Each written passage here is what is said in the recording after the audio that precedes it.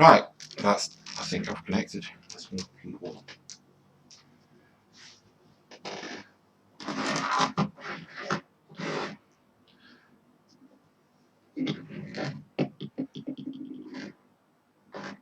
So, right, so in my last video, I just yesterday I think it was. So my last video, I demonstrated using a resin mold, sorry, a silicone mold that I've used for resin to create a bird skull, and how I demonstrated how I've used a polymer. Wow, what am I saying? I'm saying it all wrong. Right, this is a polymer clay bird skull, and I wanted to try making it from a silicone mold that I previously used for a bird skull that was made out of resin, which I'm going to show you now. Just, you'll see this in the last video, like if you saw it, and if not, and if you want to see it, it's just in my on my channel. So this is the resin mold of the bird skull turned into a chain, and it's supposed to be transparent, but it's full of air bubbles because I'm new to this, so I messed up a bit on that. But it's still, in my eyes, it still stood out as something that needed completing, so I did that. So anyway, that's what I decided. So then I went and created a polymer clay bird skull, Fimo clay, if anybody's interested in picking some up, and it's come out better, a lot better than I expected, to be honest.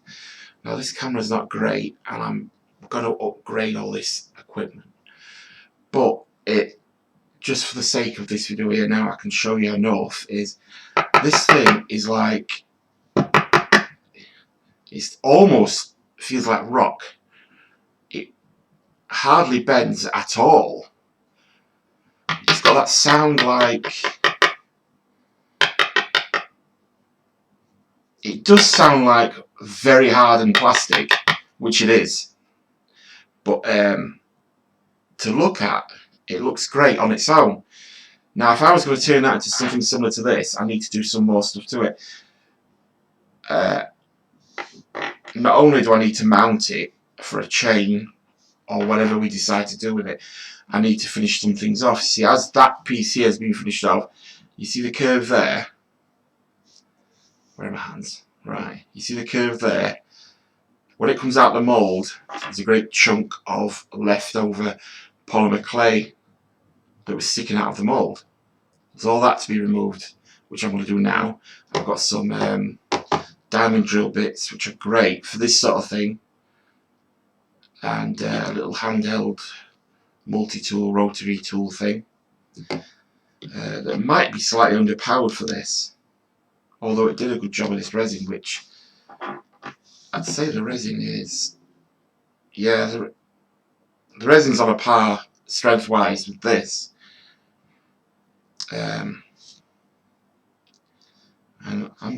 it's growing on me. The whole idea of this is growing on me, and what I plan on doing, this is what I've got in my head so far, right? What I plan on doing is removing all this, finishing it off. I mean, you can still see the clay in my fingers from yesterday. It gets right in there, and it's hard to get out. You need to get a brush to get this out, by the way, if you get the clay in your fingers, because just soapy water, it just moves it. I mean, the soapy water gets rid of it all off of here, but it doesn't get rid of it out of the fingernails. So, where was I? So I want to get rid of all this, finish it off to what my eyes say is finished off, looking like similar to this.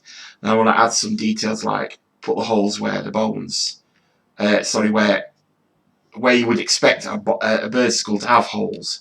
Some bird skulls have a hole straight through the ocular thing, what do they call it? The eye socket.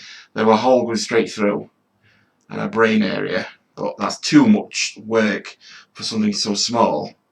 So I'm just going to go straight through with a hole there to add that little bit of detail to make it look a bit more realistic. And I'm going to go straight through the nose channel there as well, which both of them on here are filled, which is fine, because this should make light work at that. So I've got some files as well. But when you I tried filing with the resin skull, and with with the files, it would take hours just to remove something like this.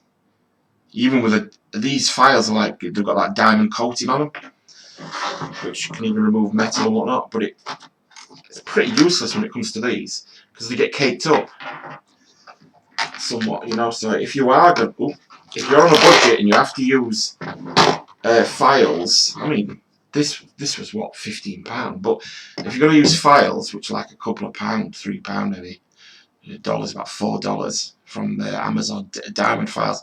If you're going to use them, use some water and some wash-up liquid as well. So anything getting bound up in the files has like a release agent in there as well, so that you can just, it'll fall off the file because of the salt water. And also, I'm not 100% sure, but I think watery filing gives a better finish. Or is that sandpaper? Could be either or. Right, so in here I've got some bits and bobs. Right, let's have a look. I'm going to first of all remove that, so I need something more or less like this. What I noticed with this thin one was it's very frustrating, because it keeps on creating a channel and you're doing this also. So what I need is something. I could try this, or have I got another barrel there? Ah, I see one. A couple actually. That should do a better job of it, shouldn't it? Hang on, let's put this back in. That should do a better job of it. Yeah, let's try that. Because it's diamond, it's taken away now. But like I say, it gets caked up. But when I turn this on full speed, it heats up the whatever it's touching, which helps removing it. Well, that's what I see happening. I don't know if that's the technical term for it. Right. So let's first of all remove this drill bit. Put it back in its thing. That's a little tip for you: always remember to put your things back. Don't be like me. I've got drill bits all over the place. Right, put this one in. Let's get a good tight, because this comes loose. Because this is not like a pro tool. It's very useful, but it comes loose with the vibration or something. And you know when it's come loose because it makes a funny sound as that's coming out.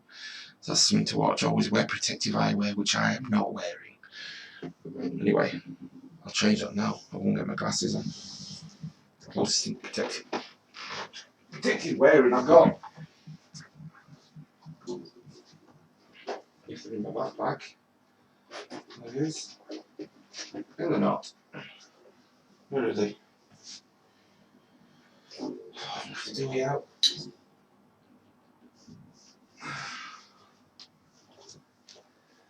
Yeah, we have to do without. I haven't got them.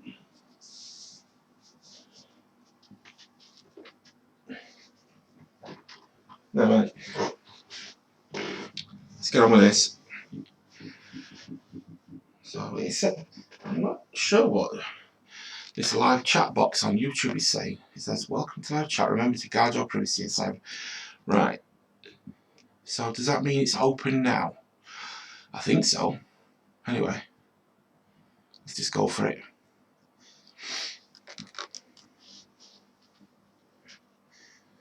Right. There's a lot of glare, isn't there? I don't know if that's coming through on the video.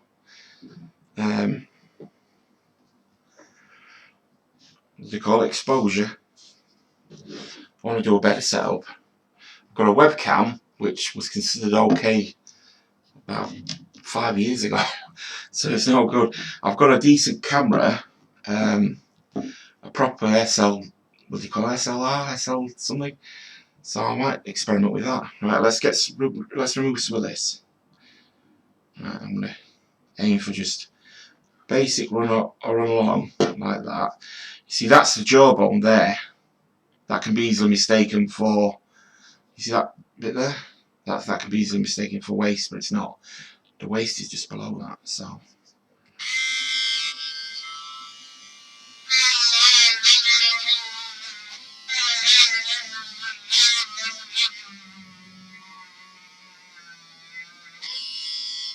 Oh wow, this is harder than the resin. Oh wow.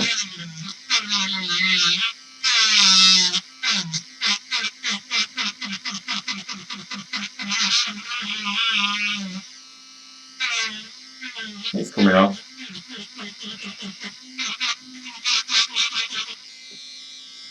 Yeah, I'm getting there.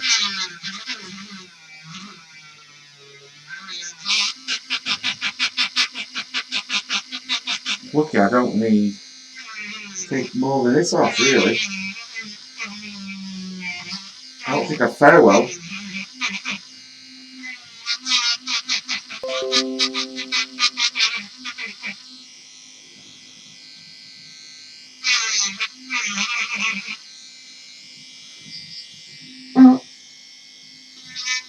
I'm showing my glasses.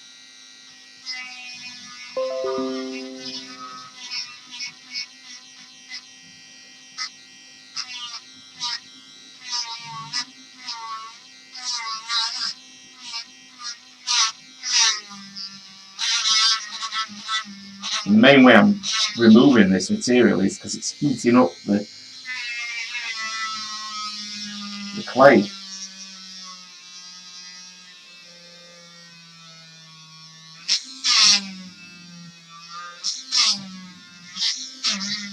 There's no way I'd move this with a sharp knife. Too hard. And I don't think this is powerful enough for a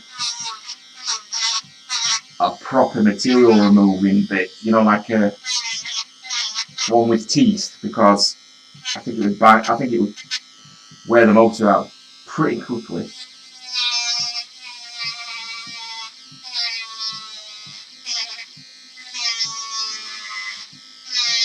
We'll get in there.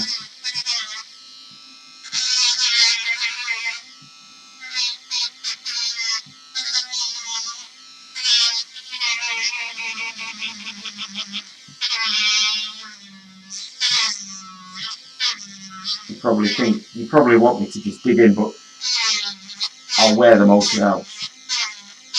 Or the battery, whichever comes first. Was that getting hot? No. Imagination.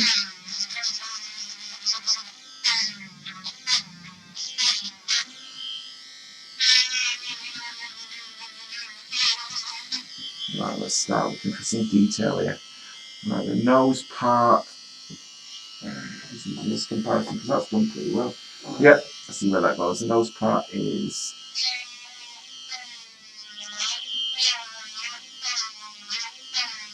in here.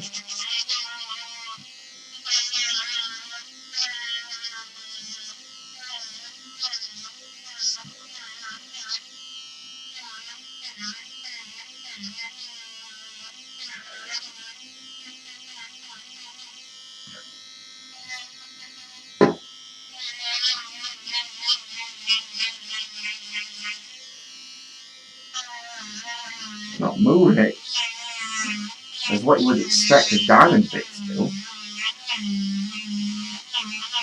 Hang on, let me turn this on a little bit. Let's look at this bit. Diamonds are still on there, and it's not overheating as such.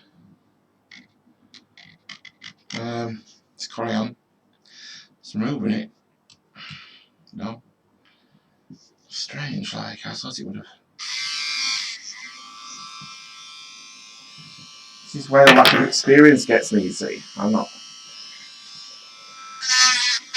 I've got a Fordham, which is a mains powered rotary tool for jewellers. I've got one of them.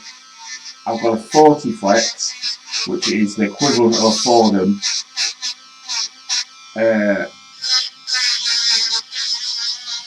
I don't think they manufacture them no more.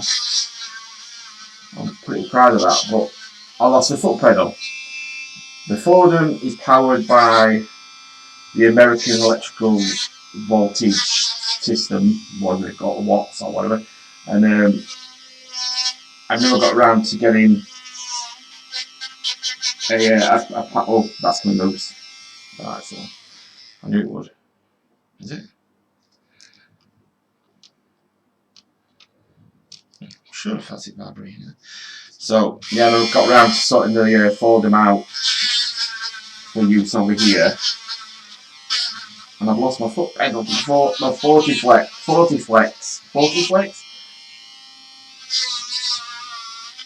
So what I'll plan up, I mean the 40 flex is great and all. It's a bloody great black rotary tool thing coming out, which makes it hard to do all this. And for the type of work I do, a 40 flex is perfect for jeweler's work. Which this is a soft pot, it's jewellery, but it's not at the standard of a proper jeweller. So the type of work I'm doing here, from what I gather, a Dremel 4000, because of its 5,000 speed, minimum 5,000 speed, would be great. I've got a Dremel 3000, which is the poor man's version of a Dremel. That thing starts at 10,000 RPM. And it literally makes me feel nauseous using it, because its lowest speed is going crazy for me. It's like going so fast, and because of the button being on the back, you've got no creative way of turning it on and off unless you just take it away, look at it, turn it off. And the moment you start using a Dremel on things like this, you can say bye to small detail because it's all over the place because of the speed. This is probably going faster than 10,000 now, but it's underpowered and it's very small. So, in some ways this is better for this, but in lots of ways it's not, because it's taking me forever to bloody remove this. But I'm getting there, look. If I move it, if I go different angles, it'll seem I'm going faster, won't it?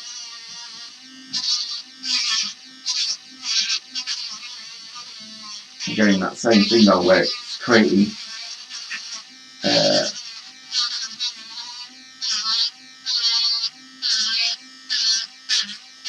like channels.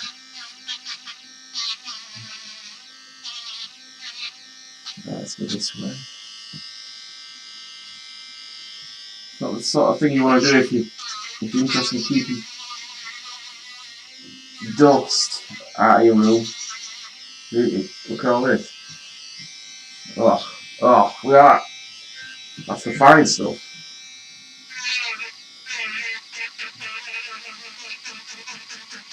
I'm impressed with this polymer clay though. 15 minutes in the oven. It goes in like gel. It goes in so soft. It's sort of like toothpaste. Well, no, not toothpaste. It goes in like soft clay, which it is. And then when it comes out like this. I bet thick enough layout this could stop a bullet. It's probably too ridiculous, but it is hard. It's very hard. Let's get some of this here.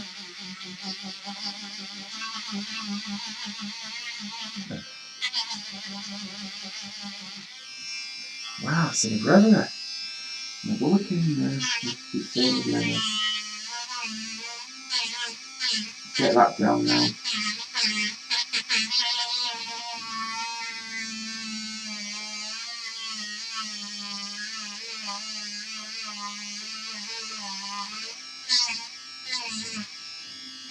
Isn't it marvellous, right? All the options we have for being creative. I mean, number one, the internet. You start your search for something, you know, and then you've got, passing on from that, you've got all these different things you can do. I love doing programming and things and stuff like that, and I can learn anything I want online. And I also like doing crafts. And I'm old enough to remember a time when I couldn't even imagine the internet. Never mind it being around. It existed. I was born in '72, and it existed as like the government thing, didn't it? Back then, what was it called? ARPANET, or is that something off a film? But whatever. But it was like more of an intranet back then. It was meant for buildings and things, wasn't it? But then I think early '80s, late '70s, maybe, I don't know. We started getting really basic internet, and I didn't see that. I had an Amiga computer, an Amstrad. Don't even know who created Amstrad. It was Alan Sugar. He was the owner of that company. I forget what it stands for, but it's Alan something blah blah sugar da da da. Right, here we go. Okay, now. Yeah, the internet. I mean, during these hard times with the COVID virus and the lockdown,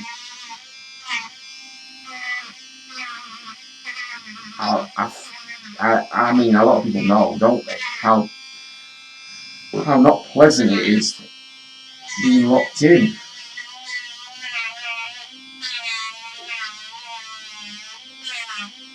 And I mean, I'm one of the lucky ones in a way, because I live on my own. I only have myself to deal with. But when you're locked in with kids and everything, with your kids that are getting bored, what do you do? You know? Yeah, you take them out, but you've got to be very careful. It's not advised, is it?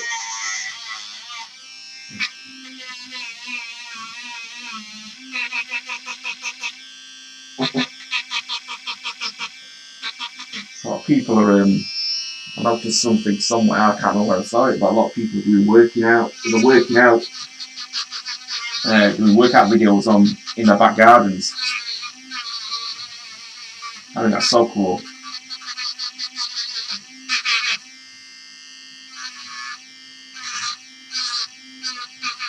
And there's a lot of older people who don't understand the internet still. It's such a shame. They still rely on people to come round and help them. And the carers, wow. The nurses and the NHS. Oh, I'm so proud to be part of a country with such an amazing health system, health service. They've really stepped up the front line in this illness.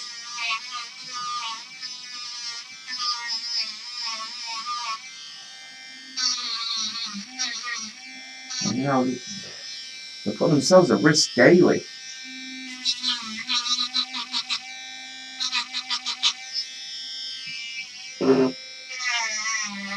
All walks of life in the NHS are putting themselves at risk, and yet they still turn up to work day by day,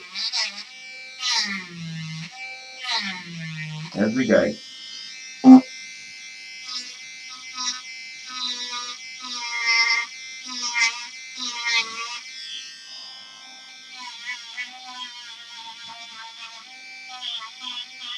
It's amazing. NHS, amazing.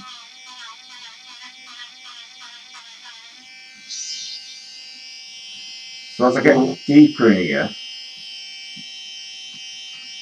I don't know what that is. I mean, that's the clay, but I don't know why it feels strange. Right, it's still hard. Different texture though. A little bit deeper. Cool little thing, this, isn't it? I thought it would have worn it out by now. Must have a very small battery in.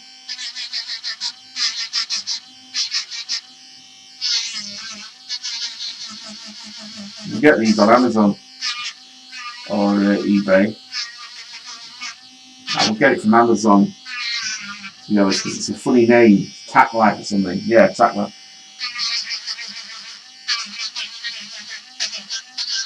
So you want the reviews, don't you? But eBay's just as good nowadays, isn't it? Especially with its money back guarantee. Read your descriptions if you buy something from eBay. Because a lot of them get round you by putting something in the description that's not very clear, but it says what it is that you've got a problem with when you get it. And then if you try to send it back, if it was clear in the description that there was this problem that you're not happy with, then you can't send it back.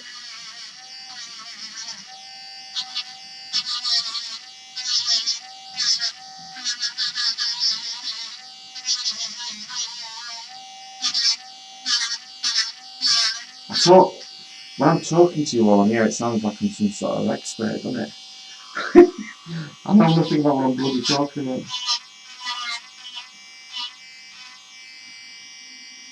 Alright, we'll get in there now.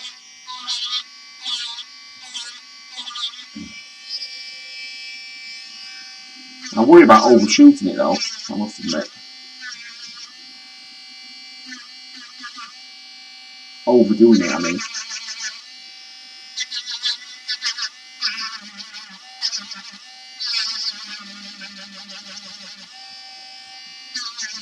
I also want to get quite deep in there. Give it that. Oh look, see? I don't want that. I want a point which is to remove more, yeah. It's early days, isn't it? So.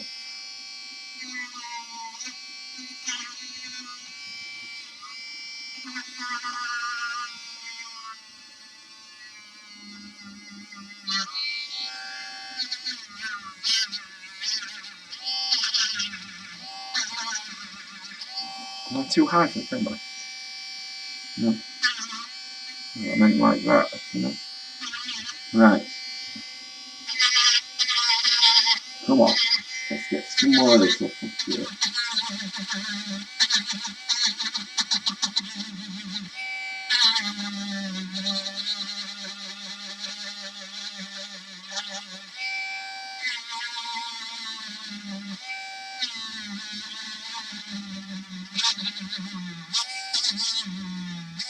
Anybody seen Ozark season 3? Watched that the other day. Very good. On Netflix, I think. Is it Netflix? You know, I don't know now where it was.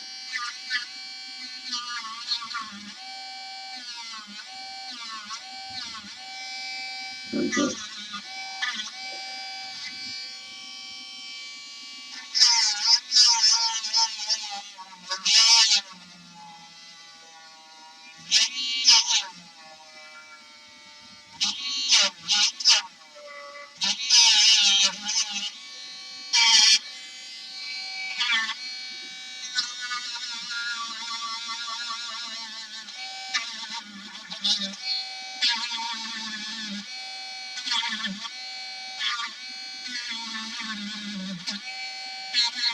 This battery can't last much longer.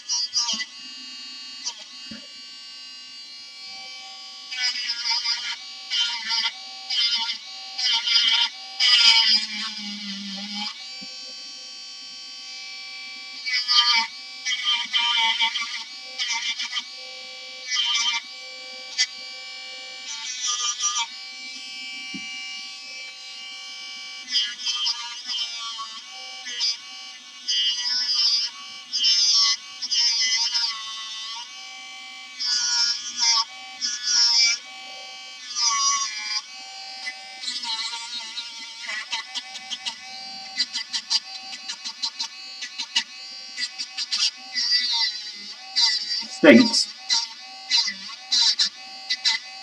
Not very badly. You could do this in a room with other people. Although they probably won't appreciate the smell much, but it's not too bad. It's just slightly like it's that burnt plastic smell, yeah, but it's not bad.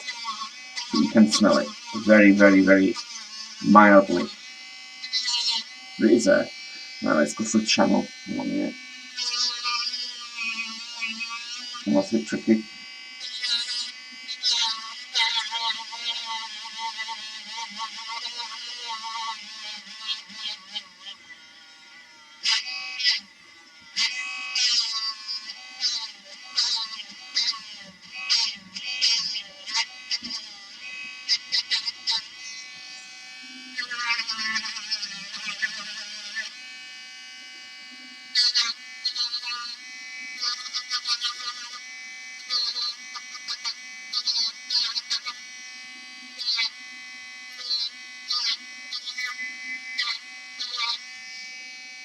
And let's look at basic shape. What have we got?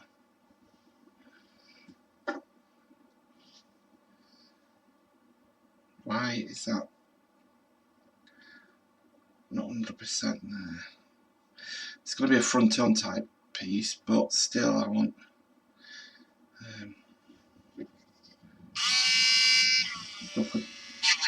no, need full speed. What am I looking for? Am I looking for thinner? No, I'm looking for more off the front here.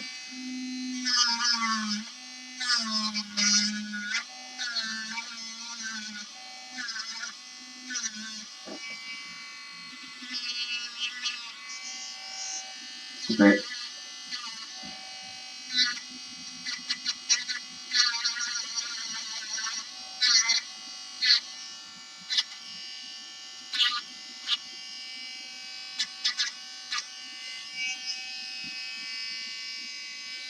Here we go. Here we go.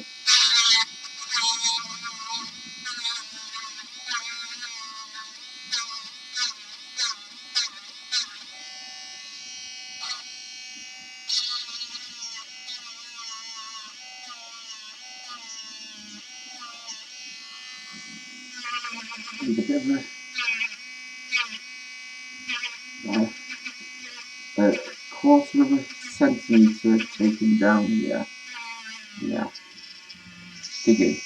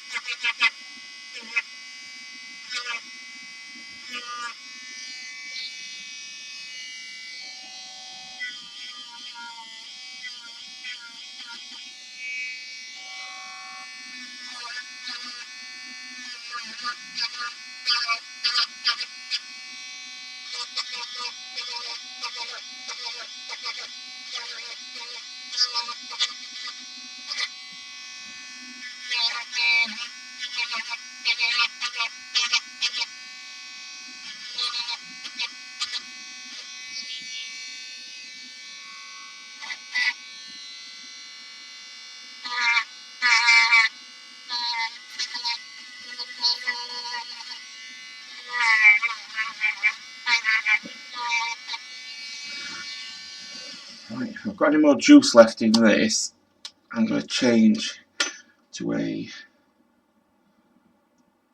I've got a ball.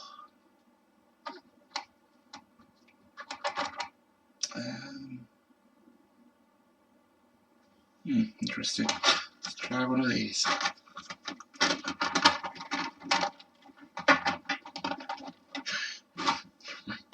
Try this, look.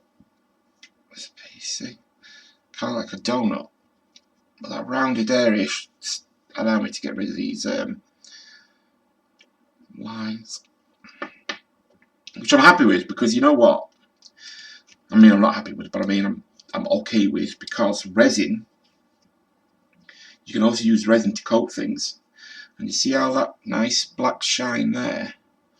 That's because the surface is nice and smooth with moderate, you know, scratches and things.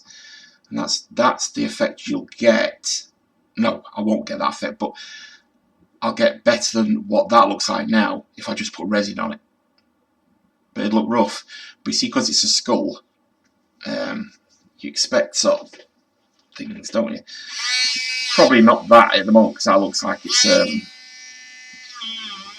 too much like a... Oh, look at that, that's moving.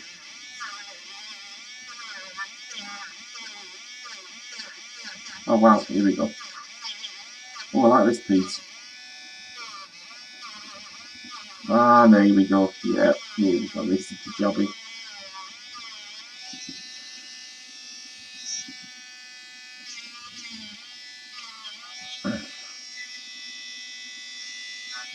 Here we go. Nice. Make it look like the underside of a jawbone of a bird. It's going to be a recess, it's not going to be flat.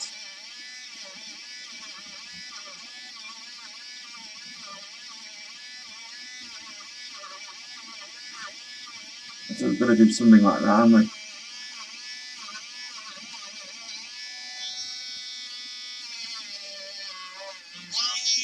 Oh, nice.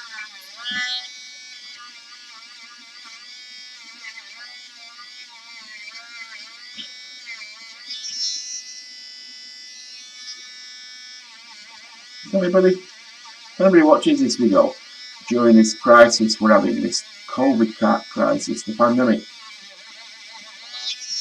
they've got any interesting stories on how they're getting supplies in, besides the normal deliveries and things. Makes me wonder how a lot of people who don't have a lot of friends, because everybody expects everybody to be able to reach out and ask for help. But there's people out there with mental illnesses where, to get by, they need to do their own thing, you know. And reaching out on the phone even could be impossible for these people. And they'll have to travel out and still do their daily shopping in a shop, which a lot of people are still doing their daily shopping. But I'm just wondering if there's any interesting solutions to that out there that people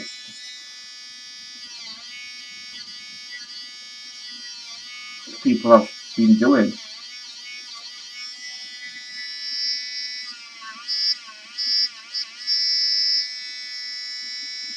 I noticed a few weeks back there's a guy on YouTube called H3H3. He talks about current things and whatnot, and plays up on them and stuff, and he's on about that in the early days of the American crisis with the COVID, that lots of people... There is something loose here. Oh, what it is. It's not come loose there, which I'm surprised at. But the early days, the nightclubs were still filling. When the government was saying no nightclubs,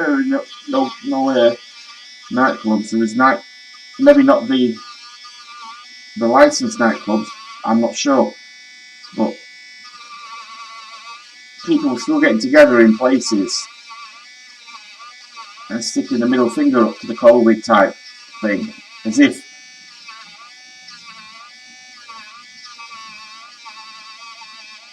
to say we're not bothered if we catch it. It's not about them catching it, it's about spreading. For anybody out there who, I don't know if that's any use to anybody, but it's the real problem is spreading of a virus. It's not about, obviously, yeah, you want to protect yourself, but you are protecting yourself and your family by not spreading it or carrying it, contracting it, carrying it on your clothes, because in a nightclub or something like that, chances are there's somebody there with it, or something else, you know, and for that matter, I mean, you can't stay in for everything. I know you can't.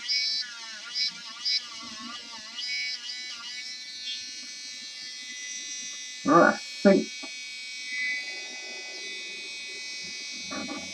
I can't seem to picture where I've gone wrong with that point. That's done really well, actually. Right. Yeah, I need to go a bit higher and flatter, don't I? So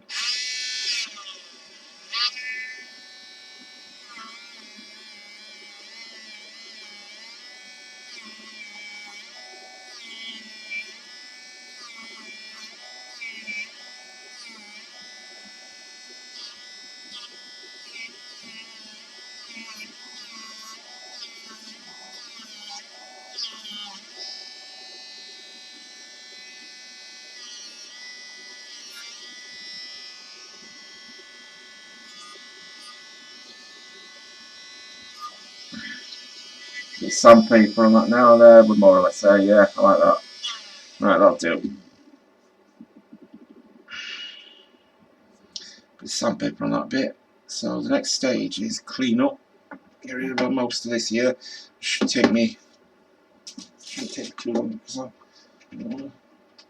don't want to be boring you all with cleaning up. So I'll just get rid of the majority of it. Quite a lot of material.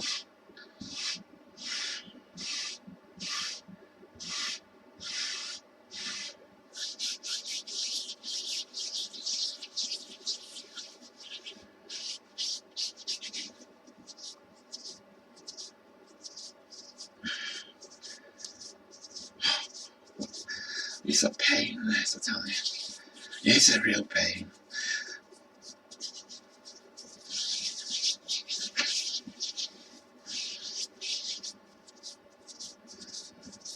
If all we have to do is stay at home and do silly things like this to give the NHS a chance to start reducing them numbers, then me complaining about doing this, rather pathetic, isn't it? Right.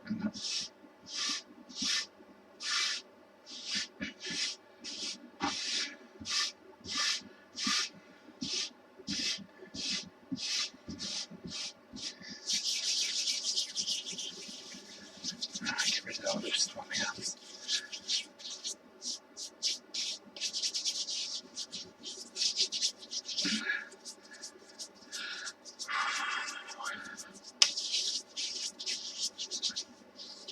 I'm even recording. And no viewers. It says it's streaming. Oh, right, let's get rid of that.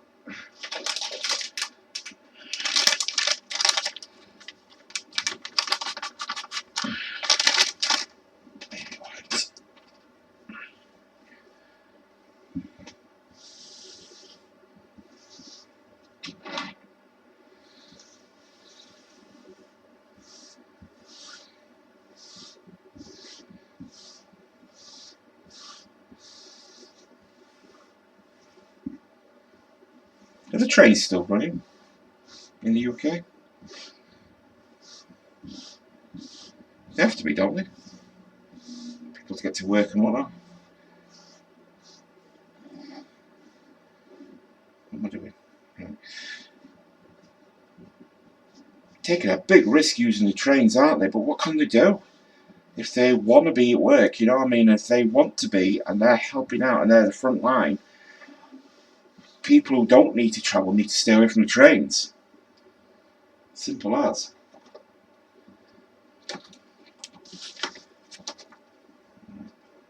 That's going to have to do for now. Or there'll be a video about cleaning tables. Let's get one more job. Both things coming out.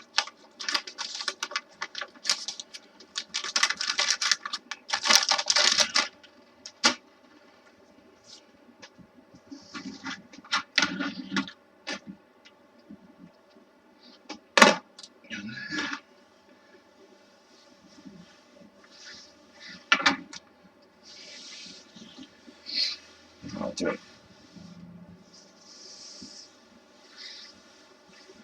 Do for now. Right. I couldn't carry on with that, getting rid of all that stuff, because it gets in every nook and cranny, that.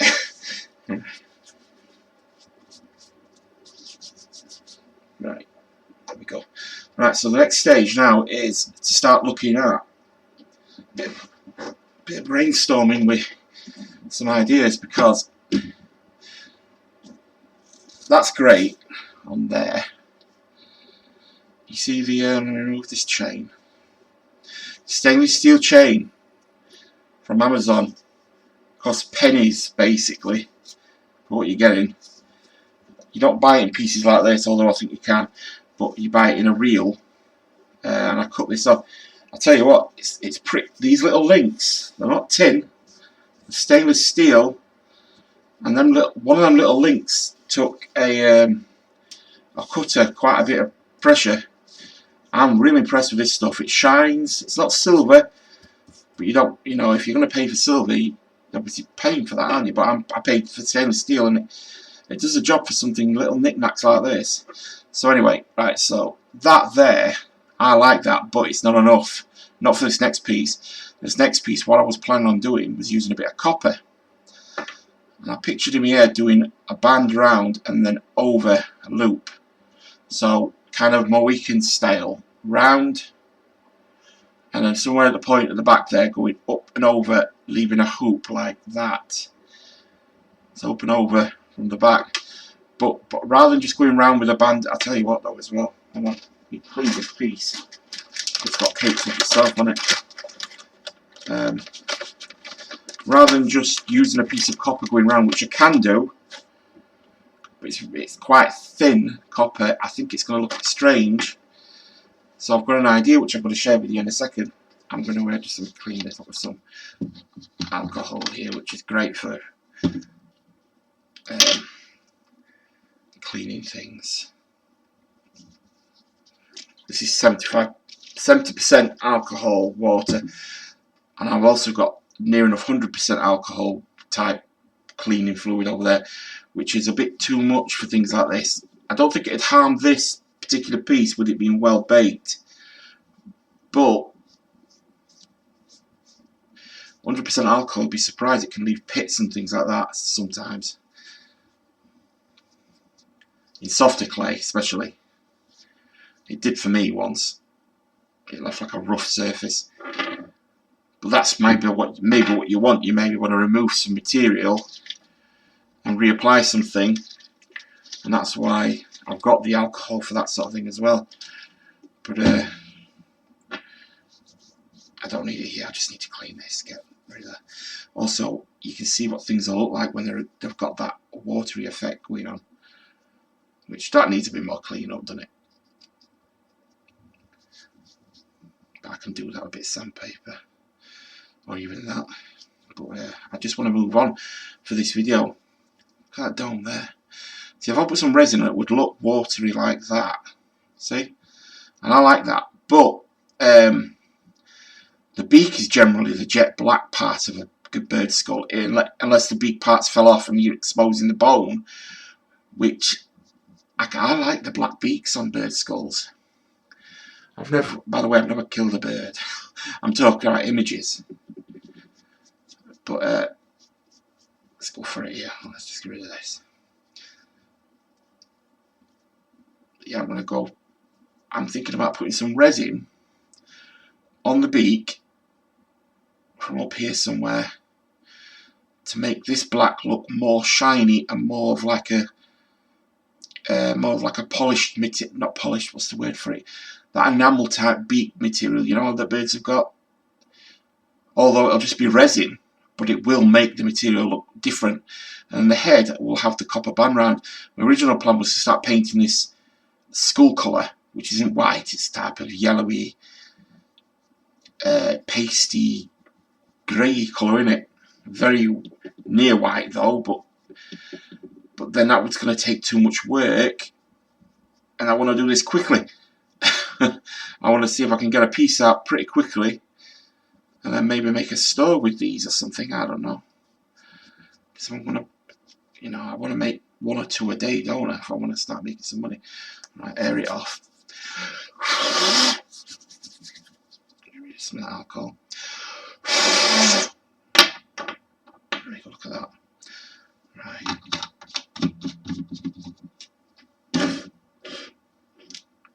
TV remote. Right. So yeah, I've got some copper here in this container. It's copper wire. And if you spin copper wire around, I mean, look at this. This is like a black string with some sort of coating on wax, like a waxy coating. Look at that. That would look good straight away, wouldn't it? That's too easy. I can use that for that one, or another piece like this. I am quite impressed with that. This is aluminium. I've got aluminium wire. Very light, and if you buff it, it comes out like chrome. If you buff it with some milk of magnesia, I think it's called, mother's milk of magnesia. That's what I got. There is different things, and it's basically, you open it up, it looks like moisturizer, and it's got the texture of moisturizer. And then when you feel it or put it on metal, you realise that there's some sort of grit in there, very, very fine, just enough to take a layer off things like this. And within no time at all, when you've rubbed it in, you can even rub it in with your fingers. But if you rub it in with something like a chamois, what do you call them, a little bit of leather or something, all of a sudden it starts leaving some black residue over everything. You think, what's going on here? And that's actually the metal being taken away and leaving such a shiny chrome look. Have I got anything to show you? No, I haven't. You know what chrome looks like. So there's the copper. Oh, that's not the copper. You know what? I don't know what the copper is. Where's the copper gone? If I can't find it, I'm going to go ahead with a bit of this chrome or something. For now. What does that look like?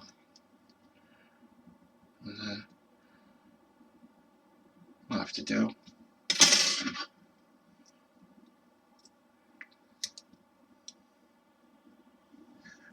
Can I find that copper? Is he on hand? Yeah. Probably not. I can always do another piece later with that. I thought I had it, you see, but I'm not going to start looking around for it. Let's just work with what we've got here. Oh! Before we start that, I've got to drill the holes, haven't I? Straight through the eyes and everything. That doesn't take long. I've cleaned up. Oh, right. Oh, what am I doing? Pressing the wrong button in.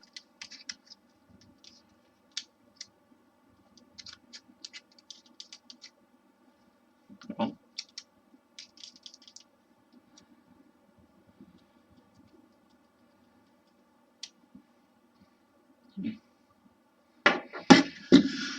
Right. What can we use? I've got these bits here with a rounded end. Should really use a drill bit first.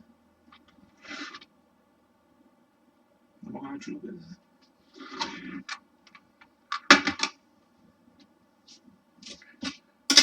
it? No, I thought I had. I'm not prepared, am I? I'll tell you what I've got though.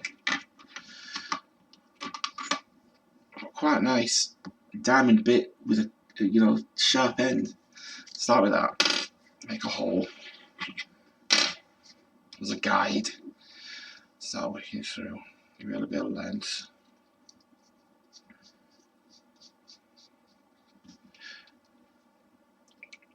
Very tight because it does come loose, like I said.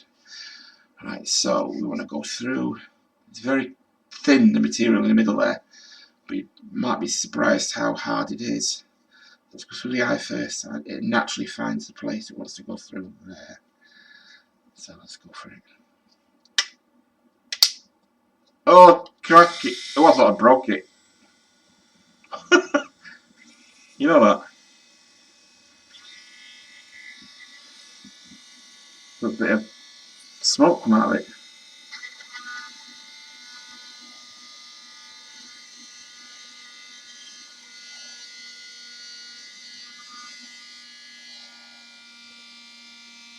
And that will naturally go through it, it'll melt. Here we go.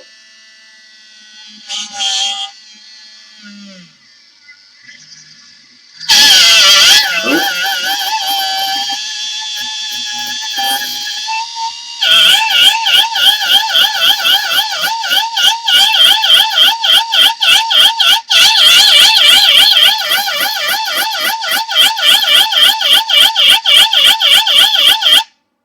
Oh, yeah, the battery's gone. Oh no, hang on.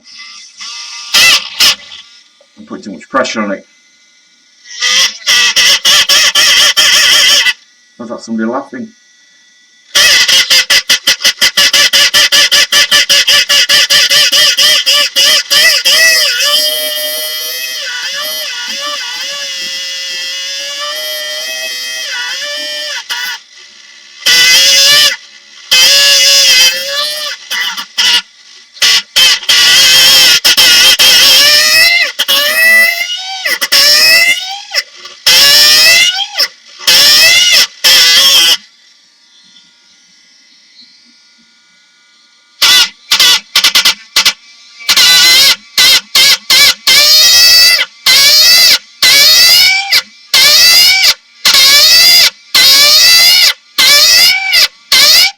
Oh, somebody again.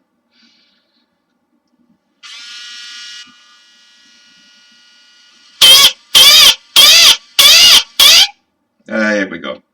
So that's the battery gone on that, which is fine. I can always charge it later, can't I? Yeah, it's done pretty well to do that much work. It's not meant as a heavy duty tool, it's meant for things like that, which you did great, didn't it? So I'll stick that on charge.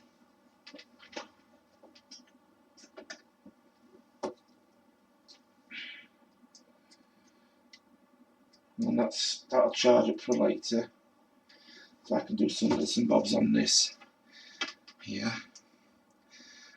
We've got a hole there. I've got some files and things I can.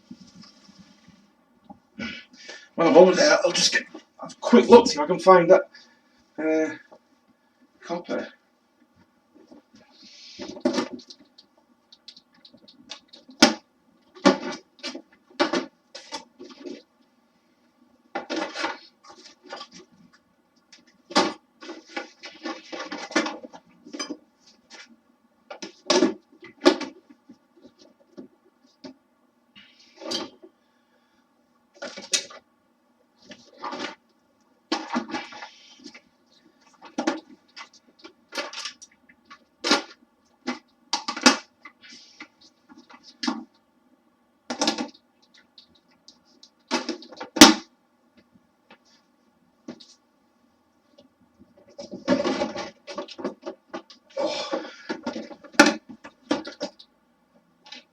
That's all my tools.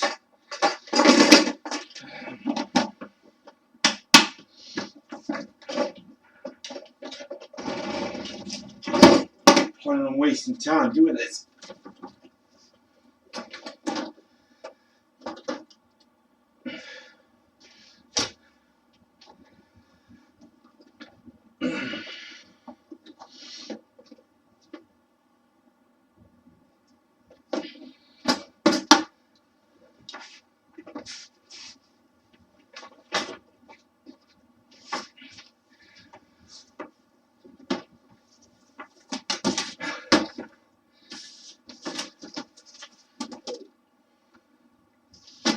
Oh no, can't find it. I don't know where my files are. They're here.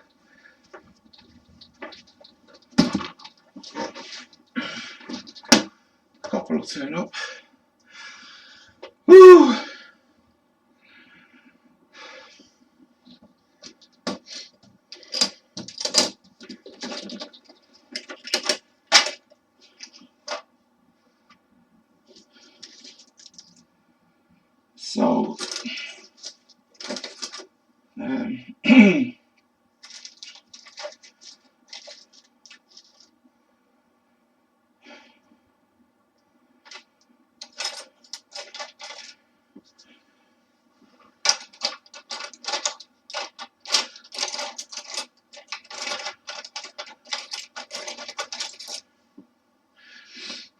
some square files, square, triangular.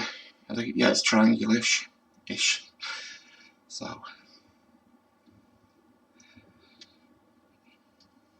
no, it's going to take too long. I'll wait for the drill to go for that. That's gone straight through there. You see that? And then I'm going to put one there. So let's have a look at this thing at the back.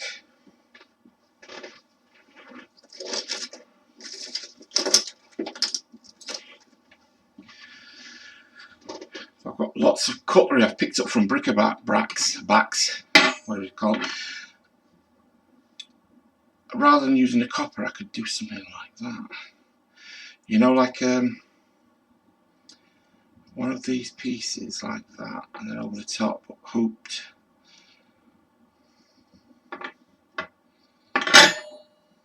What do you think? Which means I need to remove a prong.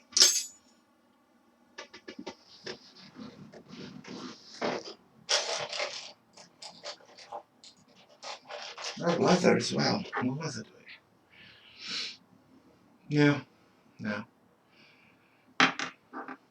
We'll go for the metal. What I'm going to do is I'm going to super glue the metal on initially, make it look tidy. Super glue it on, then add some E6000 on top of the super glue, which is messy. E6000 can be messy if you're not careful.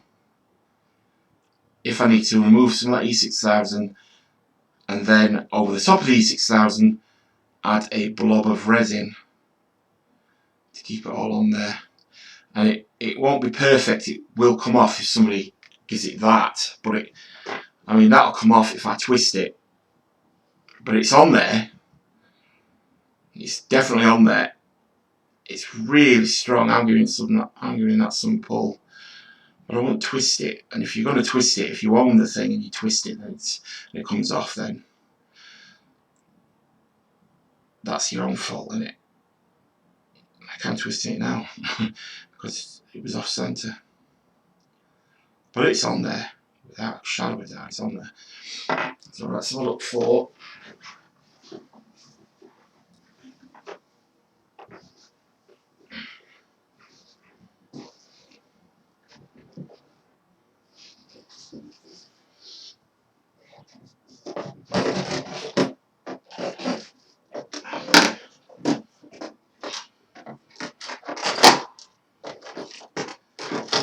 some pliers.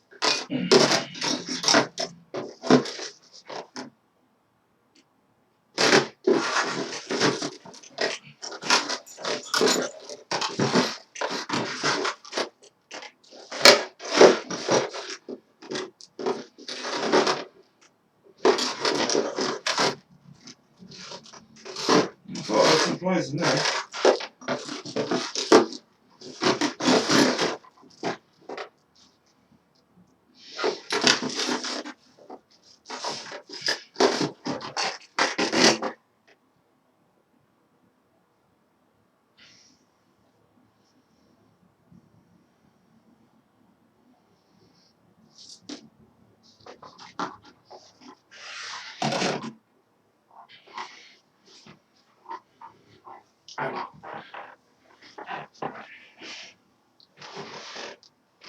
I've got some cutlery in this case here. It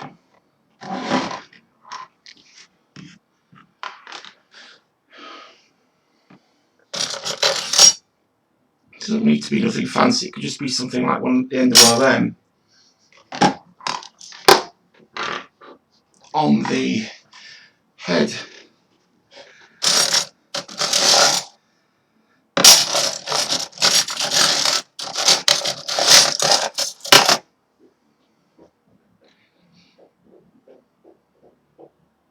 See where I'm coming from? Like that.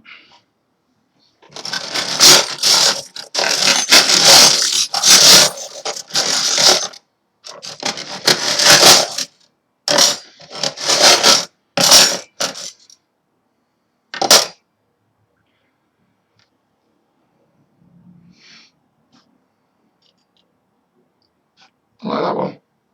What do you think?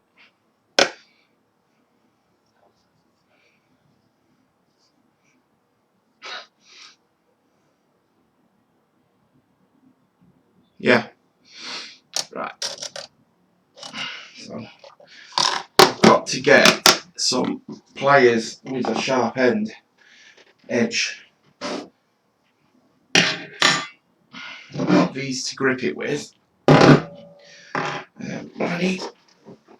I'm not prepared for that.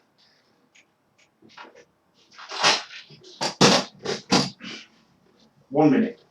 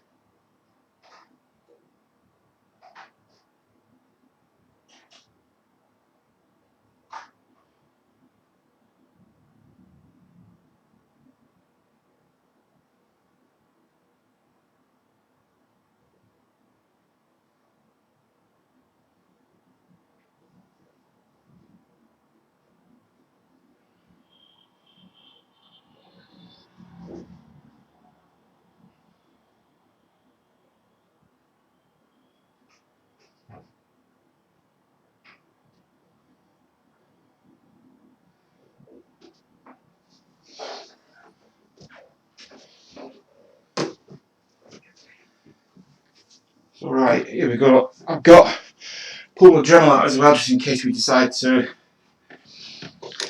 do these other bits now. I don't think that's powerful enough, that small one, is it? That's turned out to be pretty tough.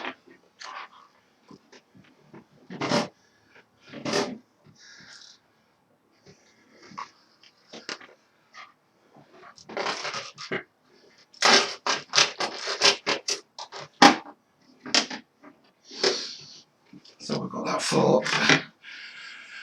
Got some pliers here on the edge. So let's remove that bit there. Will it let me do it?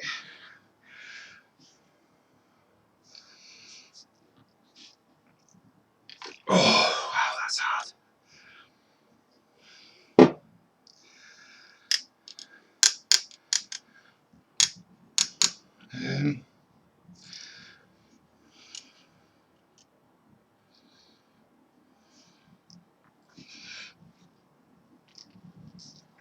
Wow. Well, I don't suppose I'm surprised. It's stainless steel. Right.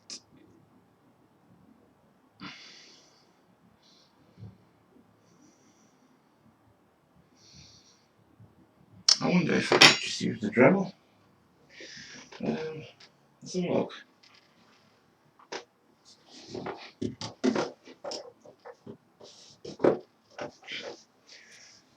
What's we got? A diamond bit in there. Right. Plug it in. I will warn you though. It is loud. This is number one.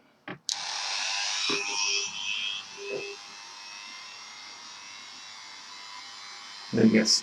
That's supposed to be a steady speed. And it's just getting faster and faster and faster and faster. The cat's going crazy.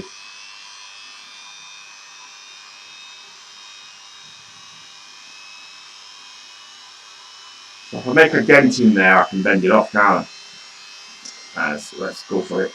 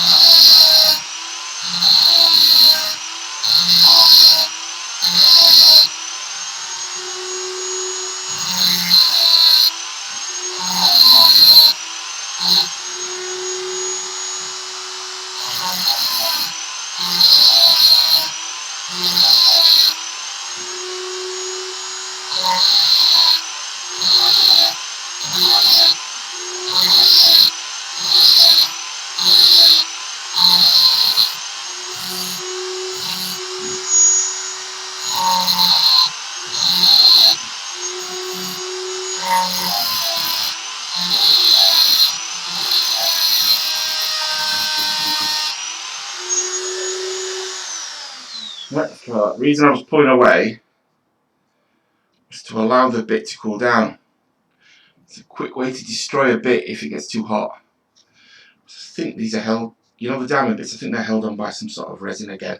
Everything's resin. And I think it's a resin. They hold them on. If you heat it up, it just peels off the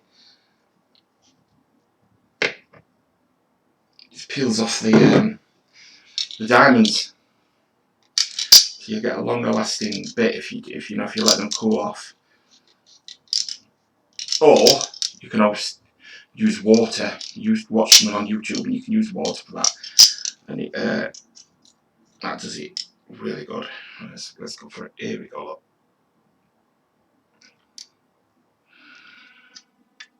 Here we go. Jobs are good.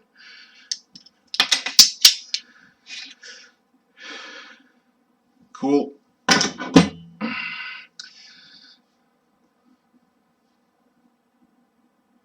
Yep. We need to file that down. I shall hold that in there.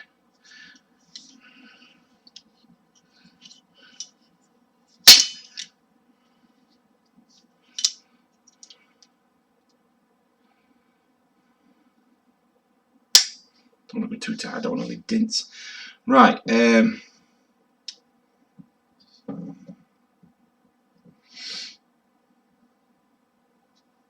just use the Dremel again.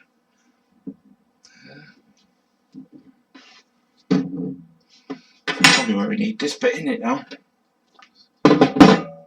Isn't it? Right. Oh, there we are. That bit, that's got life in it still. It has worn down, but I can still feel that diamond coating. I'm impressed. Oh yeah, I know diamonds are harder than stainless steel. They didn't cut for this whole packet of diamond things here. These bits, it was a £5, £5, about $7 or something. When you hear the word diamond, you think it's going to cost a fortune, but diamond filings, I think, are obviously a lot cheaper than. Where am I going? A lot cheaper than than refined diamond. Right, let's get that in there like that. I don't want it too long because there's a lot of vibration with it. Right, tighten it up. Right, now let's sort this out to where we're pleased with it. First of all, we need to make sure it's level. There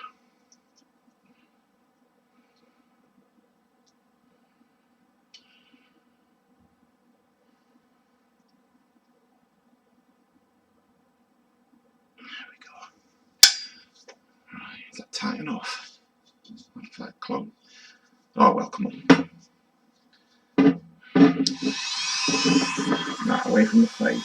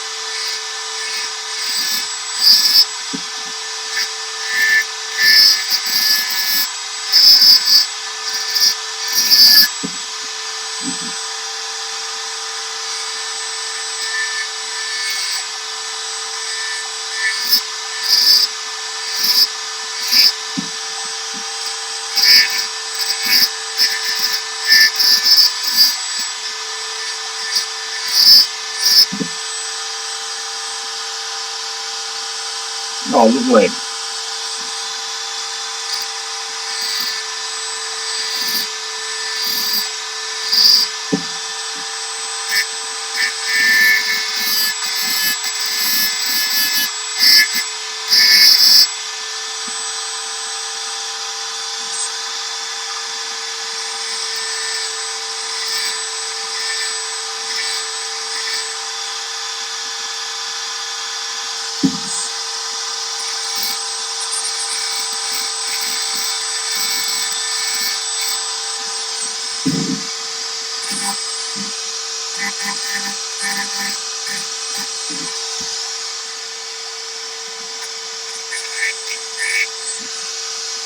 Right, there we go.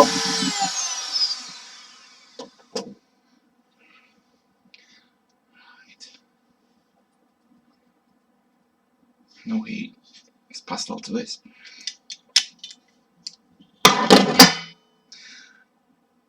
That will do.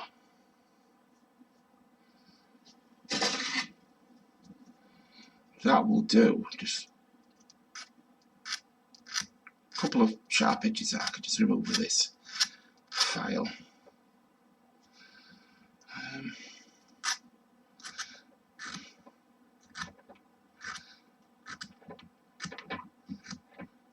I would say this is the good side.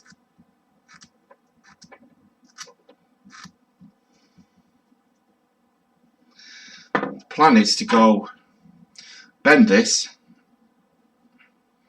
start back there, so we need that to go down there. We need enough of it to go up and around like that. So do you see what I'm trying to do? Look, it's quite nice, isn't it? So we need to make this a bit shinier, which Brasso is enough for that.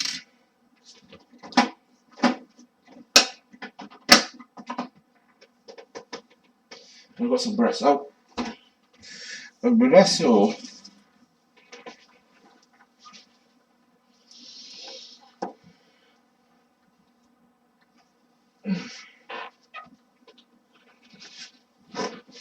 Some Brasso here. Time we're on 5:30. Right. How long have we been doing this? An hour and 20 minutes so far. I don't know if this is anybody's cup of tea watching this. There's certainly nobody watching it live, but somebody might watch it later as a recording. Right. Look at that little dainty thing. Look at it. What's the matter, baby? That's my cat. Sorry for acting an idiot. Come on.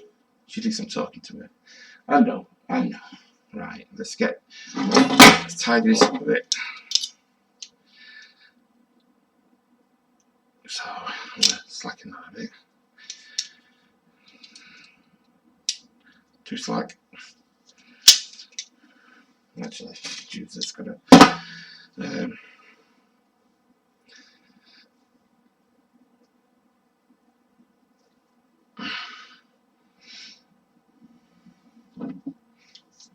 Metal on metal just leaves marks, doesn't it? I should do it.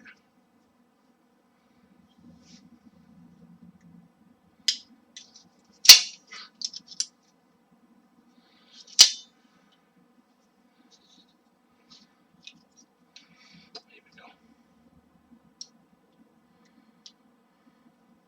Let's do that half first. That's still too tight. Even with that. I'll do it. Right. Let's do the wide end first. Some Brasso. Brasso's got that gritty stuff in it. It smells. It's got, because it evaporates. It's got alcohol in it, but it does a good enough job for what we're looking for here. So I'm just going to do this, watch, and you'll see this black stuff up here. The black stuff is the metal being taken off. A very fine level. A very fine layer. I apologise. Like see it? It's some metal. But you keep going because it really does a good job of getting a shine. Well, most of the time it does. I think you're better off with a tool, to be honest, doing this, because this is like maybe 7 revolutions per second, whereas a Dremel can do that in, is it 30,000 or something? I don't know. Well, I can see the shine coming out already. Yeah. I'll tell you what. Let's see if I've got a buffing wheel here. We'll do it right, won't we? May as well do it right.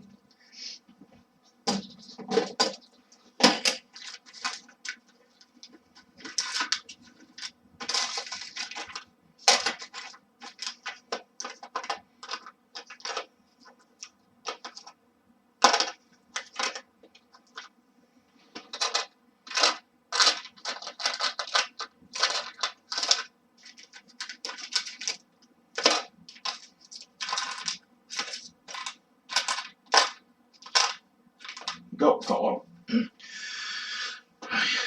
Buffing wheel. Dremel size buffing wheel. Put the lid on because I can see what's going to happen with that. Right, where's the Dremel gone? That's it. We don't need the diamond bit as far as I know. Just yet.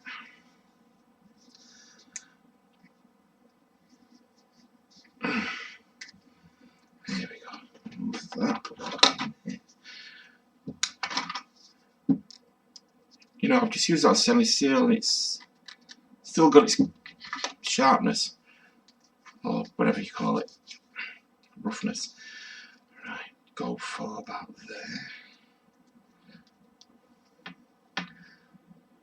Now you'll see what I mean. It's messy. It's messy, but it doesn't have to be too messy if you're careful. I'm going to put it on directly onto the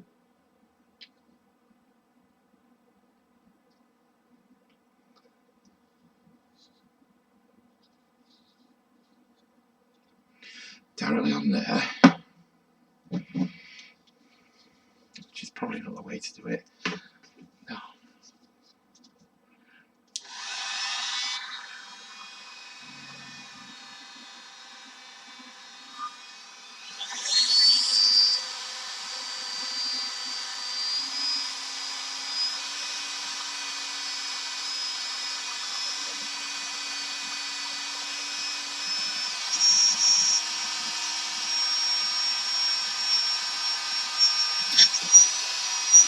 Oh, but great scratch. Lovely.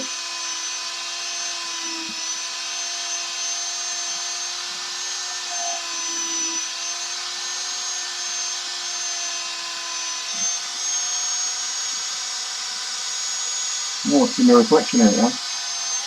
I don't think there's enough buffing on though. I would have to do what I was planning on doing.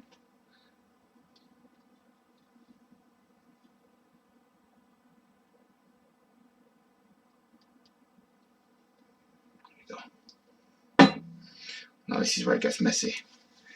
So, because I'm living in a flat, I've got to take that into account. Let's turn it on first and get rid of that excess. Oh yeah, I see it, the stripe. Right. And there'll be another stripe when I hit this.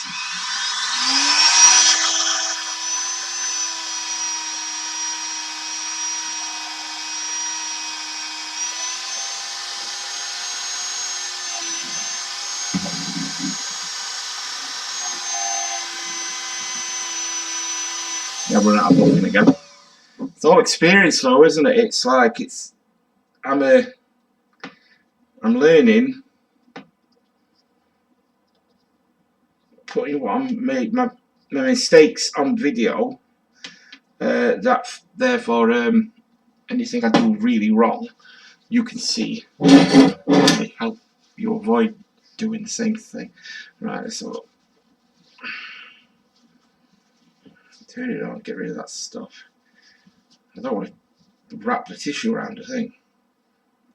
Right. Oh, Oh, what a mess. Right. Yeah, it's there. It's probably gone all over the place as well. Right, let's have a look. I don't have to overdo this, but enough, you know.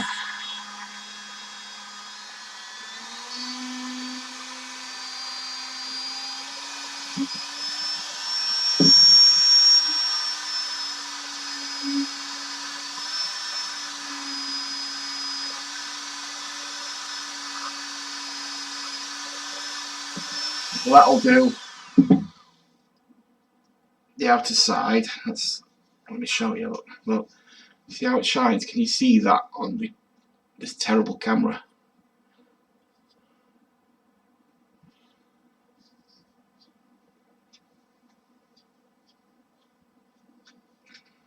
It's much shinier than it was. If I want to try and do it right, I may as well do it. And the important part is the bit that goes over the top of the head, which is the sharp end, the pointy end.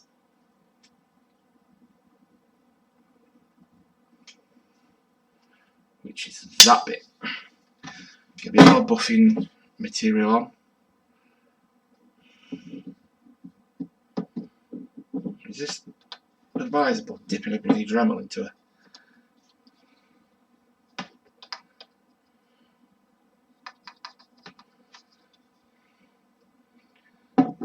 This time, what I'm going to do, I'm going to squeeze it in. Because a lot of it comes out when you turn it on.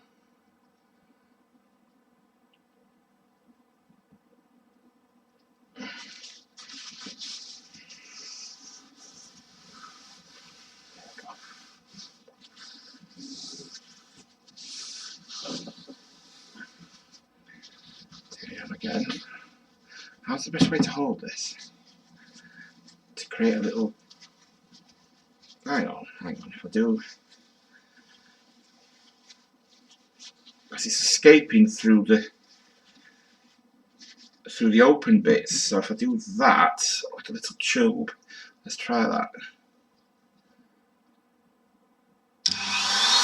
Yeah. Right, a lot of it went in there. Right, well, it's basically emptied it, but there's got to be some left in there. Right, let's have a look. There is.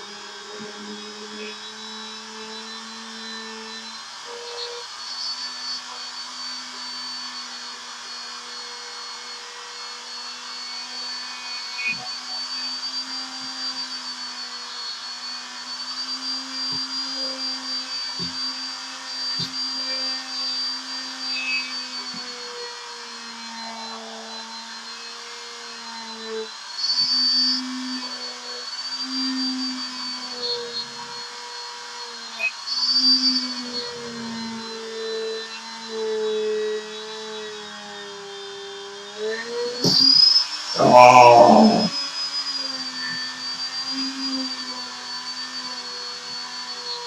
Right, I'll do it. Probably left a right scratch on there, haven't I? But that's going to do, no matter what. Let's have a look, see what you think.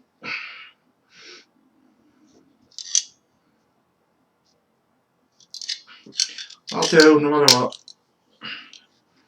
I know I said let's do it correctly, but at this stage of experience, that's about as correct as I can get. Alright, let's remove some alcohol in a fresh piece of paper. There we go.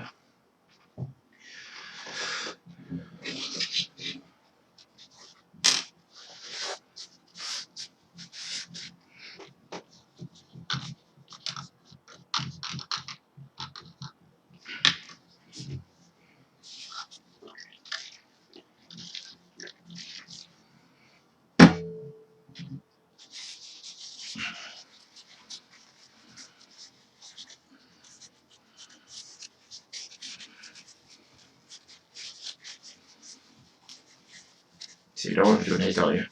It's cleaning off any residue, and it can be cleaned off with a bit of alcohol and a bit of a kitchen wipe. And we have a more or less mirror finish. That's quite nice. Oh, I like that. Oh, But I like that. Yeah. And as I go further with more pieces, I want to attempt a copper headdress thing. Let me show you something. Watch what I was going to try and do. A piece of copper wire. When you twist a piece of copper wire, well, two pieces of copper wire or one piece is divided into two. When you twist them together, you get that spiral that you can imagine, don't you? A spiral of wire. Now, if you do it tight enough, and then you hammer that spiral down, you get this crosshatch. Is that the right word? Crosshatch type effect of copper look, which gives an effect of like a professional. The effect, I wouldn't say it looks exactly like a professional thing, but gives the effect of one of these professional rings that have got that braided look. You see? And that takes no time at all. Minutes to do something like that. It's a clever little trick that I learned off the internet. Right, so where we want to go with this is, I want to go over like that and down. So what I'm going to do first is I'm going to just create a natural bend, and I can do that with, I might need to heat this up. I've got a burner, but I'll see if I can get away with not doing that.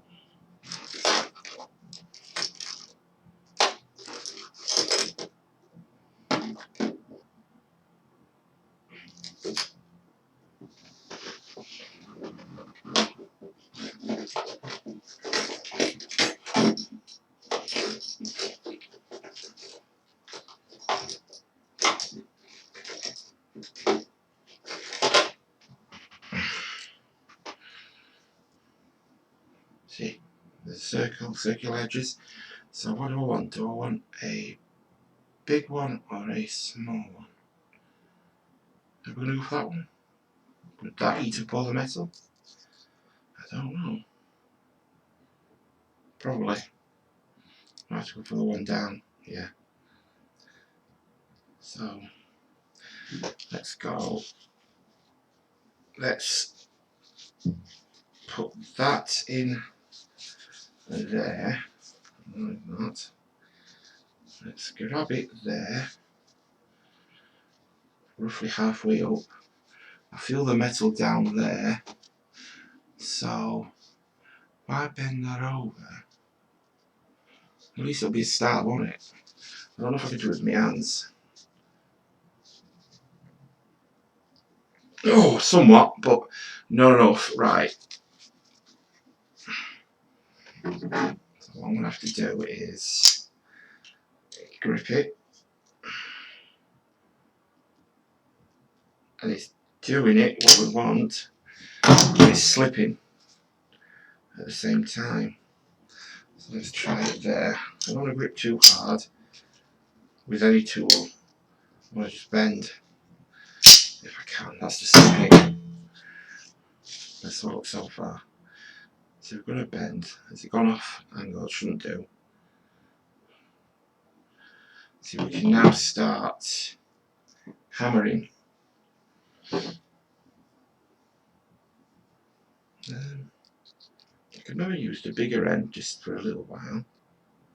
You know, the big end of the pliers? Can maybe do that.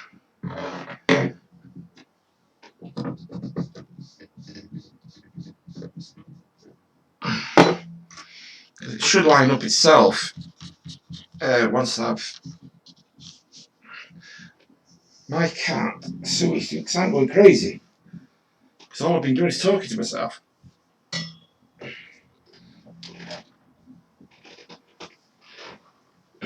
What is sweetheart? Right, where's my hammer?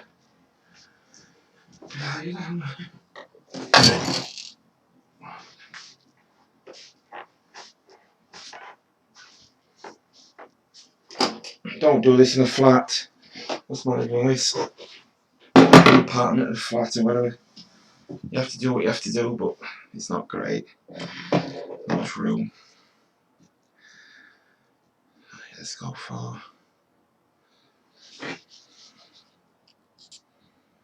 I'm just going to leave marks on it, so better preparing it now.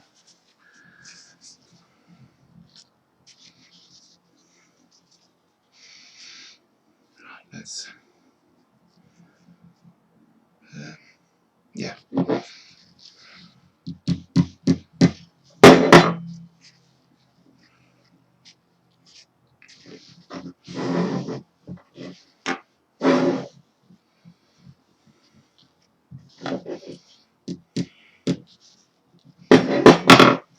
Where are you?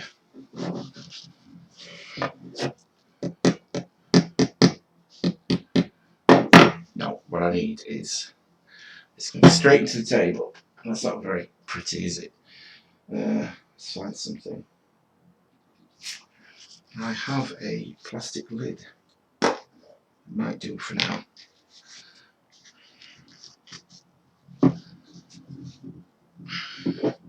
Squeeze a bit hard this time.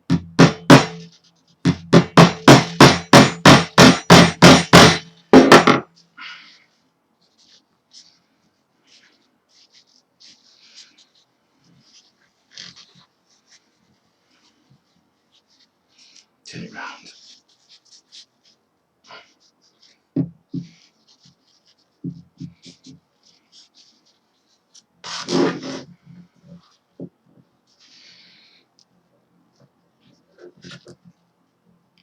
Oh, right.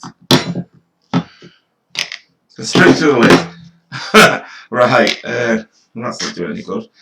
Right. Did I shower? I have a... oh no, I don't want to use that. Right, what can I use? What can I use?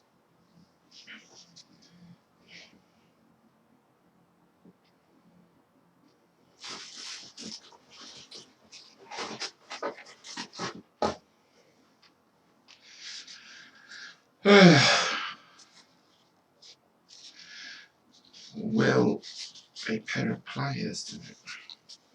If I can get wide enough, probably. There's the thing. Round a bit like that. Here we go. I'm going to have to take the paper off.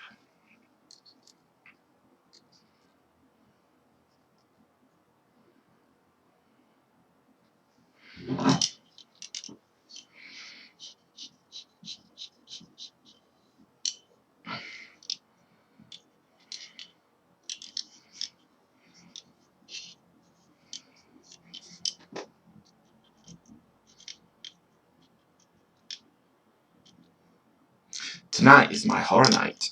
After I've finished here, I'll line up some horror films. Or if I can't find a decent horror film or films, I'll line up a paranormal night, you know.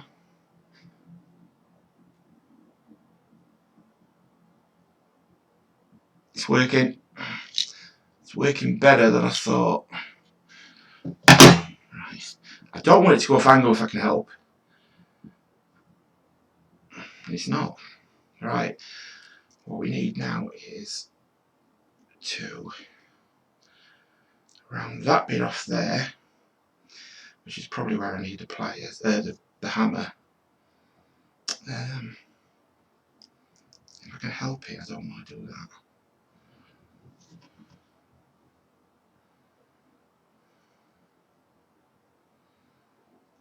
No, yeah, I need to go a bit further back. And then how do I tackle this? Because that stainless steel is strengthening as the more I bend it. Do I go? Yeah, that's what I do, don't I? I need to grab it at the end and start bringing round. Can I do that with these tools? I wonder. maybe to some extent. Not sure how far I'll get. Probably going to slip.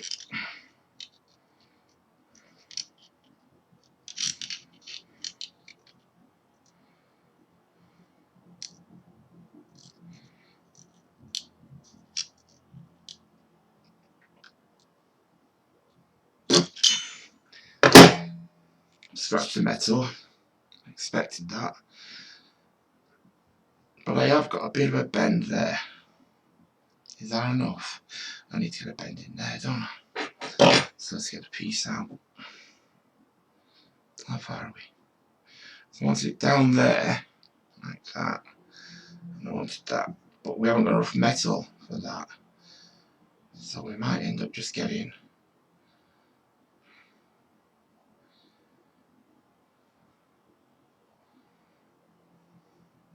So I need to bend that bit in there a little bit. Just a little bit.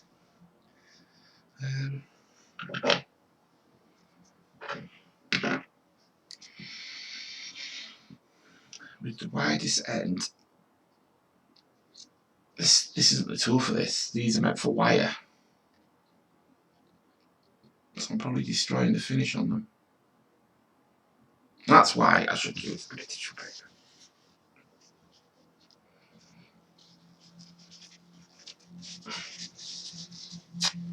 A bit.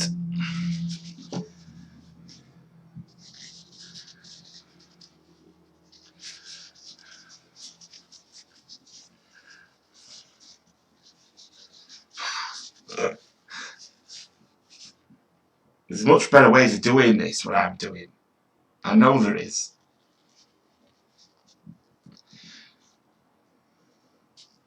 Right, a bit I stand out there, so let's go for a bit of a bend there.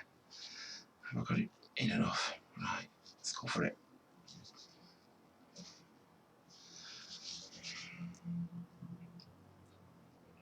Oh, I tell you what, I don't know whether I'm bending it or not. No, I'm not.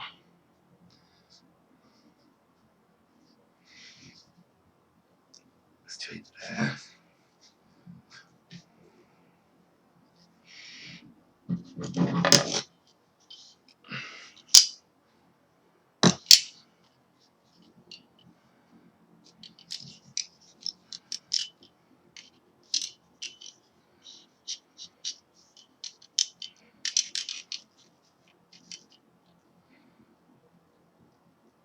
Oh, my butter.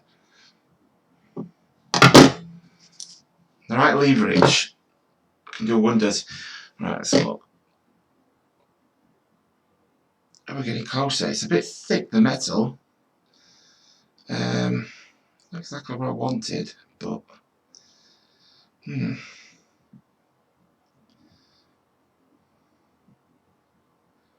where have I gone wrong there?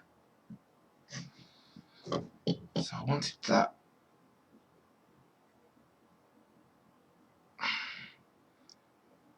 You know what? We might be able to fasten that to the back there and have that there like that. What do you think? It has to be done right though. It has to seal off the front there. I need to close it a bit further.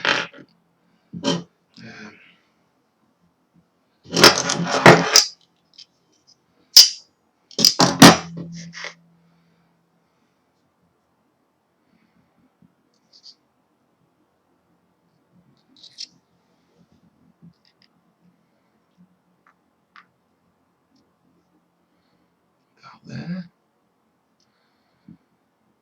And then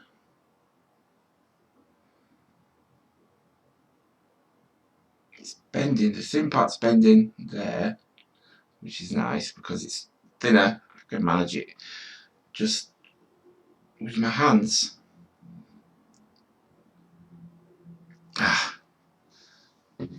This isn't what I wanted, but it's sort of creative differences, isn't it? Or what do you call them? It's just happening. So we've got a curvature in there. Now if I interesting. If I open it up a bit at the back, yep, Yeah. Get the very thick end of that.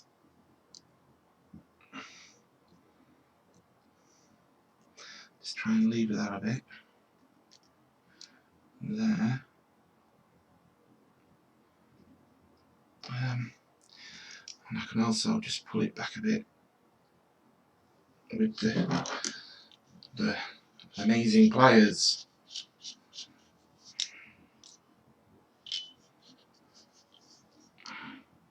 It's going to be messy, but I don't care. That's definitely moved. It's definitely pulled it out a bit.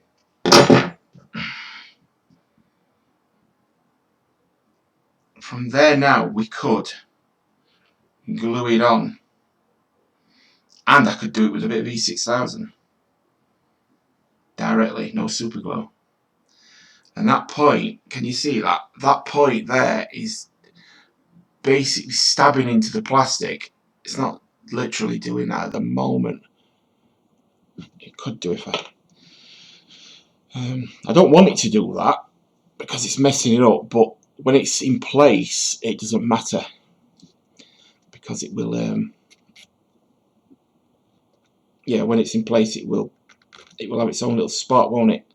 And it'll hide all mistakes and things behind that spot.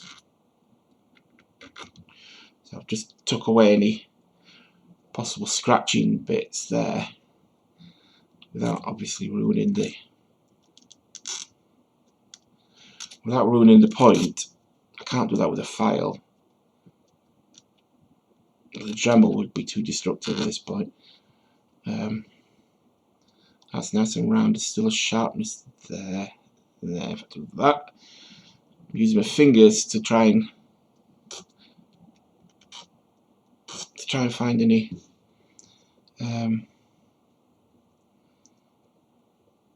sharpness. I'm liking where this is going. So I'm going to glue that onto the flat end back there, and then I'm going to do that. It's got to be precise. So I need my goggles. Where are they? I need my goggles because the goggles have a little bit of a magnifying on the front. I lost them as well. I lose everything. Oh, they're here. They're right in front of me. The goggles will help me see because I can't. I'm almost working as if I'm everything's blurred to me, more or less. So I need glasses. I can now see all the defects in this plastic, and I have been scratching the plastic with that, but I couldn't see it with my eyes, like I say. But can you see all that? Right. Now, if I get close enough, I can see that I have some. Yeah, here we go. This is going to be nice. So what we need is some E6000, and I can just get on with it now. Yeah. I'm not going to be gluing the front part on, obviously, there. I'm hoping that will hold for the sake of a necklace anyway. Yeah, come on. Let's just go for it. And then we can stick some resin on the beak. Could a mess. Right, E6000, where are you? Where did I put you? I'll put you here. This stuff has a warning on it. It warns you that it can cause cancer. E6000. It's an American glue. I say it's an American glue, it's just used a lot in America. You don't hear much of this over here, except on YouTube it does where they bought it. But I never heard about this until I started watching YouTube videos, you know. So why am I looking at it through my goggles? Right. So yeah, E6000 is going to be what we're going to use. But first of all, a bit of a clean. And I'm not being Nancy, it's just that if you clean your surfaces of where you're going to glue, it gives you a better bind. and then also a bit of roughness does that, but I'm going to go straight for the surface I've got, like that. I mean, E6000 will hold that on, and it'll have some give, some play, but the hoop is going to probably be enough to keep. We'll see. We'll see. Right. E6000. E6000. A bit of alcohol. Wipe that there, and then wipe the inside of that to get any of that residue off from the brasso. Which there is residue. Look, I'm doing all this. I know I've just cleaned the bird skull.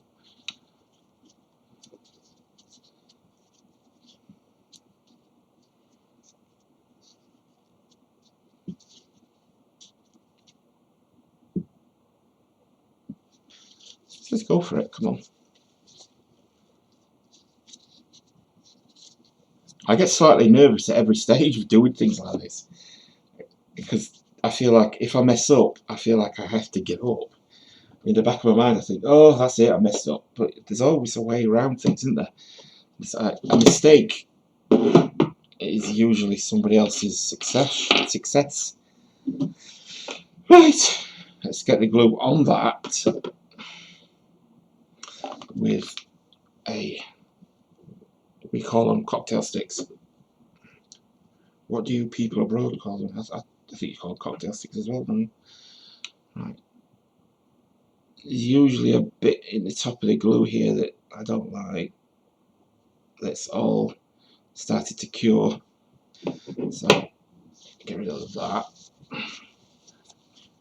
And then you get a bit of a better. Nope, still some. In fact, let me squeeze.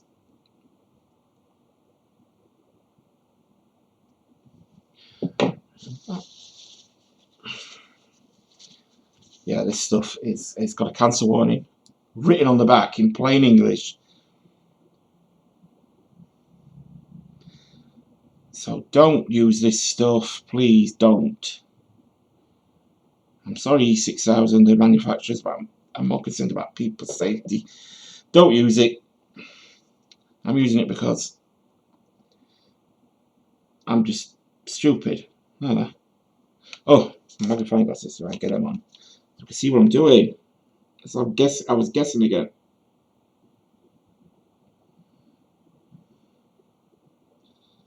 I get a nice blob on there. This stuff sets like a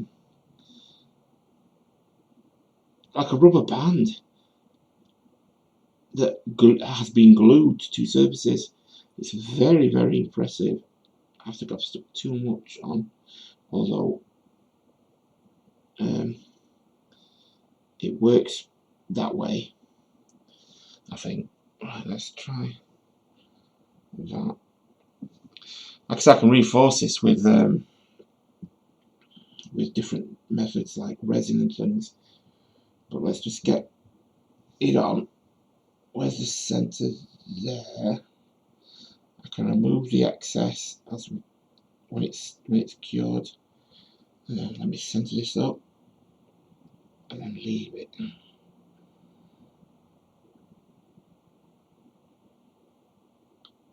It'll want to come off to begin with.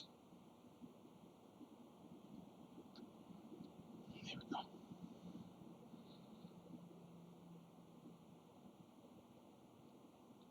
It's not like super glue.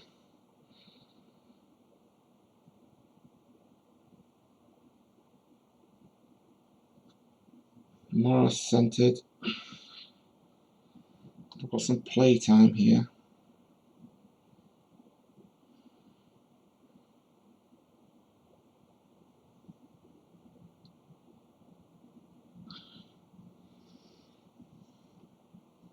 More centered. Yeah. Now because I've glued this on, I'm going to let this cure. Or I may end up moving it all the time. But what I can do is I can remove some of that excess now, because it has to be removed when it's cured as well. I can smell this. It's the fumes that they talk about with this warning, and a lot of people use this stuff like it's and they're aware of the cancer warning. I always see them mentioning it, but a lot of people use this stuff almost like resin.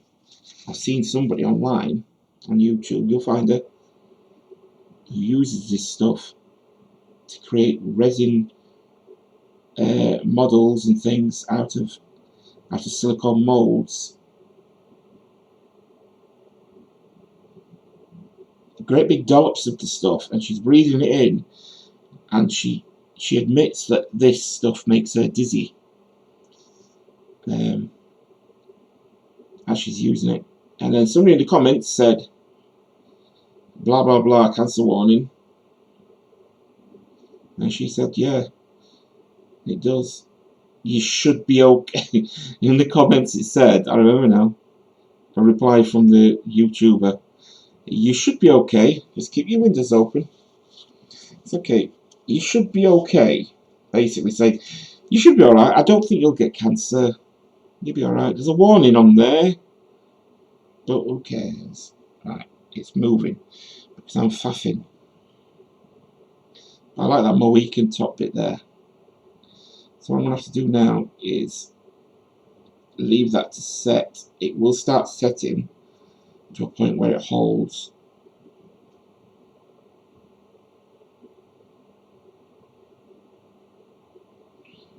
But this metal piece is quite heavy.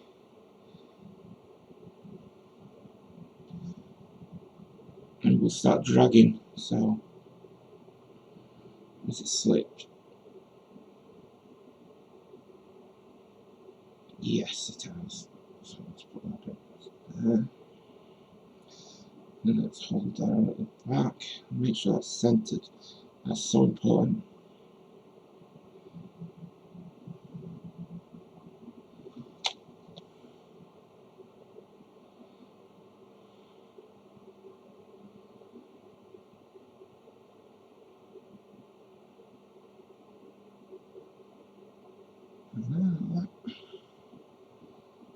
And we're okay. Right. What I need to do is put that in my vise, if I can. Standing up like that, and it should set. If I carry on touching it, it's going to keep moving. But for now, I'm going to have to end this video, aren't I? And then what I can do is I come back tomorrow, we can do the resin beak, and maybe try and look at adding some sort of colour details in there. Oh yeah, that's what we're going to do. We're going to open up them skeletal holes, haven't we? And I'm going to do that with the Dremel this time. That Dremel. I don't like the Dremel, no I don't, but it's the speed of the thing.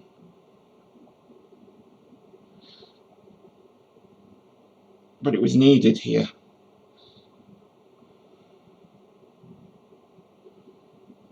Here we go.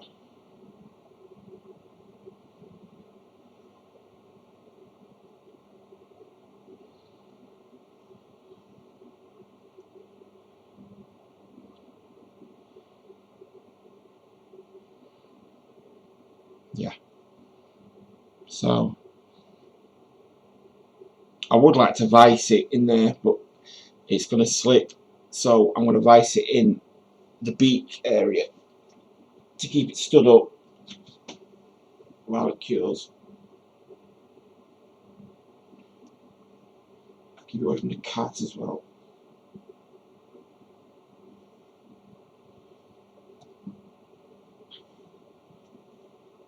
Here we go. Let's leave it. If it falls off, it falls off. make mistakes, am I? Right. It's on there anyway. If I want to touch it and faff with it, but that won't help, will it? Right, let's get on there. I might reinforce tomorrow. I might reinforce that a bit more when that's cured. Like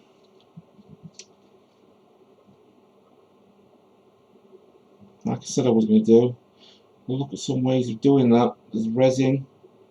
We can add a little bit of bicarbonate of soda mixed with super glue. It's messy and ugly, but we could look at ways of concealing that ugliness. Maybe get some resin on there. resin.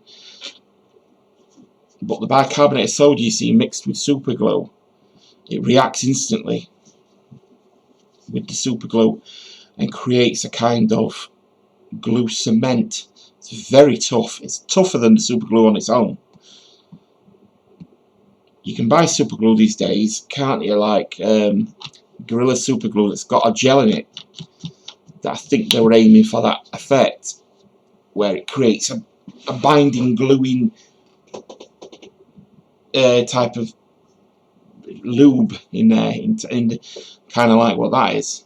Because super glue tell me if I'm wrong, but super glue started off watery, didn't it? Which you can still buy like that, which is great for certain things.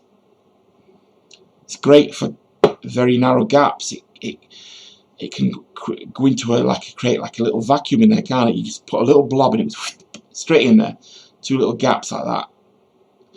Whereas if they were separated, if I put the water in there, it would miss and I'd have to hold them together. Whereas the gluey jelly stuff goes in there and creates a bridge. But the bicarbonate of soda mixed with the glue makes it look white, slightly off white, kind of pearly white, but not without the prettiness. And it excuse me for my voice. And the bicarbonate of soda creates that cementy texture. It's very hard. You try removing that, it's even harder than the polymer clay. And it's got the gluing power as well originally, so it you know, it's a very cool way of doing things. It's messy, and the way I've seen people doing it is they stick the glue in its raw form in the area. So there we go. If you want to glue them together, they would stick the glue in there. Then they get the bicarbonate soda between the fingers, like the index, thumb, middle, and sprinkle it on. And don't move the glue. Leave it for a few seconds. And then the bicarbonate soda is all over the place. The bicarbonate, sorry. And then, but once the glue has satisfactorily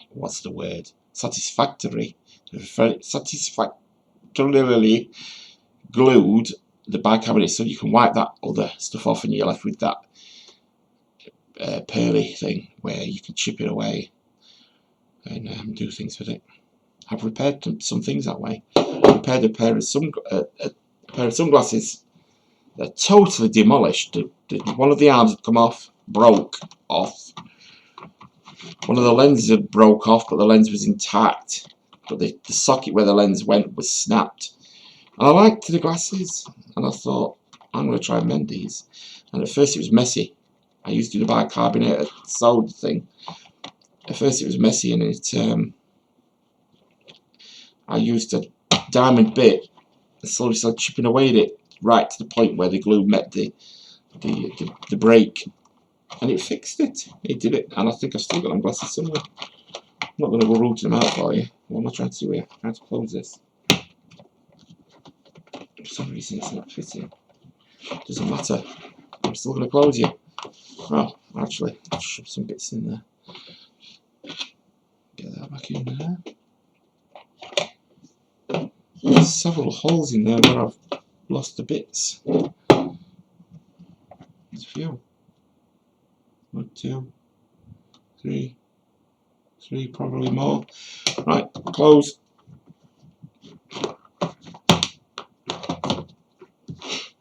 That's that closed. Right, thank you very much for coming in. I don't know if there's anything else to talk about. If you want to maybe stay. Oh, look, it's over 2 hours.